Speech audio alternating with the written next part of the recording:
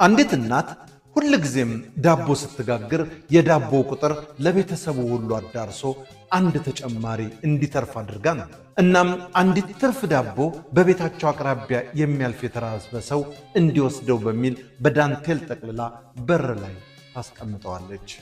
አንድ ጀርባው የጎበጠ ሰውም ዘወትር እየሄደ ዳቦውን ወስዶ ይበላ ነበር። ለብዙ ወራት ያቺ ሴት ዳቦ ማስቀመጧን ሰውየም ወስዶ መብላቱን ቀጠሉ። የሚገርመው ነገር ያ ዳቦውን የሚወስደው ሰው አንድም ቀን ምስጋና አቅርቦላት ስለማያውቅ ሴትየዋ ትበሳጭ ጀመረ። ይባስ ብሎ ሰውየው በማመስገን ፋንታ ሁሉም ሰው የእጁን ያገኛል ማለትን ያዘወትር ነበር።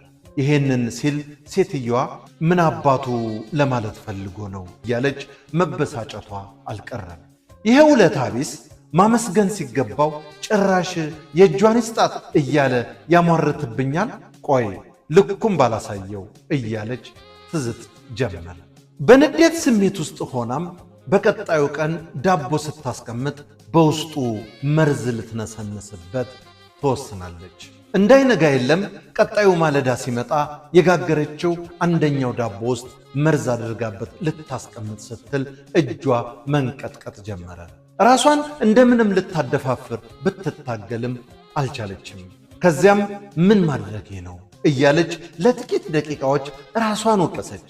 ወዲያው ከጋገረቻቸው ዳቦዎች መካከል የራሷን ፋንታ አንስታ እንደተለመደው በዳንቴል አድርጋ በሩ ላይ አስቀመጠችው።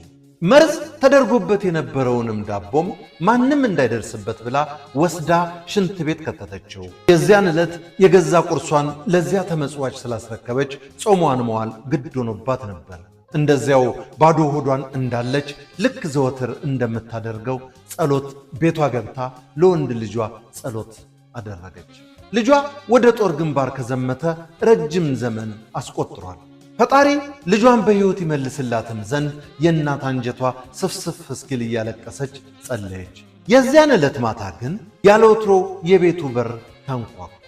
እሷም ግር እየተሰኘች ሄዳ ስትከፍተው ጦር ሜዳ የሄደው ልጇ በሩ ላይ ቆሟል። ስታየው በጣም ተደሰተች። እልልታዋን አቀለጠችው።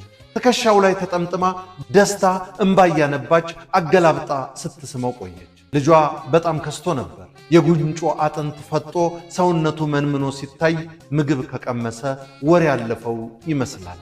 ቤት ገብቶ እራት ከተበላ በኋላ ስላሳለፈው ታሪክ ለእናቱ ተረከላት።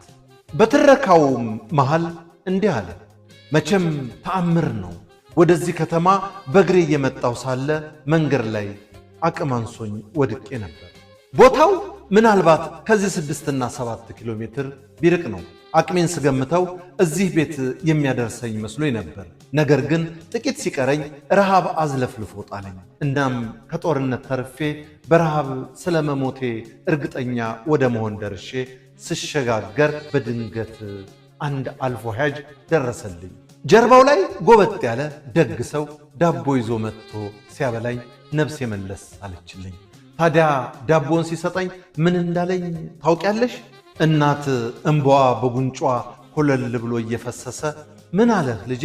እኔ ምን አውቃለሁ፣ አንተው ንገረኝ አለች። ልጁም እንዲህ ሲል መለሰ። በየቀኑ አንድ ዳቦ እየበላሁ ነው የምኖረው። አሁን እንደምታየው እጄ ላይ አንድ ዳቦ ነው ያለው። ግድ የለም ለዛሬ እኔ ሳልበላ ልቅር፣ ጦሜን አድራለሁ። ከኔ የበለጠ ይሄ ዳቦ ላንተ ያስፈልግሃል አለና ቅንጣት ታህል ቅር ሳይለው ሰጠኝ። ይሄው እኔም በሱ ደግነት ከሞት ጋር የእናቴንም ዓይን ለማየት በቃ። ይሄን ሲናገር እናት እንባዋን ፍጹም መቆጣጠር አቃታት። ያ ሰው ሁሉም የእጁን ያገኛል ሲል የተናገረው አሁን ገባት። ይሄኔ በንዴት ዳቦ ላይ መርዙን እንዳደረገችበት ቢሆን ኖሮ የገዛ ልጇን በመርዝ ገድላው ነበር።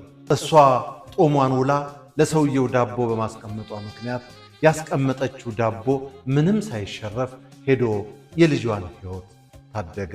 አንዳንዴ ክፋት ስንሰራ ቤት ዞሮ ወደኛ እንደሚመጣ እናውቀው። ቀጥታ እኛም ባይነካንም በልጆቻችንና በምንወዳቸው ሰዎች በኩል ሂሳብ እንድናወራረድ ያደርገናል። በተቃራኒው ደግ ስንሰራ ለጊዜው የአእምሮ እርካታ ብቻ የሚያስገኝልን ይመስለናል። ነገር ግን እሱም ተዟዙሮ ከብዙ አደጋ ከብዙ መዓት ሊያወጣን ይችላል። ወገኔ ሐሰት እንዳይመስልህ፣ የእውነትም ደግነት ይከፍላል። ፈጽሞ እንዳትጠራጠር። ትንሣኤ ዘኢትዮጵያ እንዳዘጋጀችው በለጠ ሸቴ ዘሀገረ ኢትዮጵያ እንዳቀረበ